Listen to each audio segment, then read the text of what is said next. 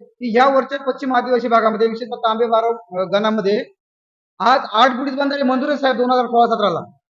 29 कोटी रुपये त्याला मंजूर निधी आहे. 27 लाख रुपये त्याला सर्वेला खर्च झालेला आहे. परंतु ह्या प्रकल्प गेली 8-10 वर्ष रखडलेला आहे. याचा पाठपुरावा कोण करणार आहे?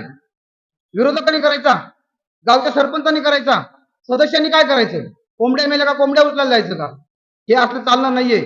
आमचा तांबे बारव पाळीमधला जो काही सुशिक्षित तरुण आहे, आज आम्ही इथं कुठल्या पक्षाच्या बाजूने नाही आलो, आम्ही विकासाच्या बाजूने आलेलो आहे. आम्हाला हे महत्वाचं आहे. आम्हाला कोंबड्या शेळ्या उचलणारा सदस्य आणि पदाधिकारी नकोय आमचा. आम्हाला आमच्या हक्कासाठी अहोरात्र लढणारा आणि जनतेच्या त्या ठिकाणी रोजीरोटीचा प्रश्न सोडवणारा आम्हाला प्रतिनिधी हवा. त्याच्यामुळे आमचं एवढं तुमच्या माध्यमातून सांगणं आहे. मायबाप जनतेला सुद्धा ही गोष्ट कळू द्या जरा. आज घोडेगाव सारखा प्रकल्प आमच्या लवला इथं उभा आहे.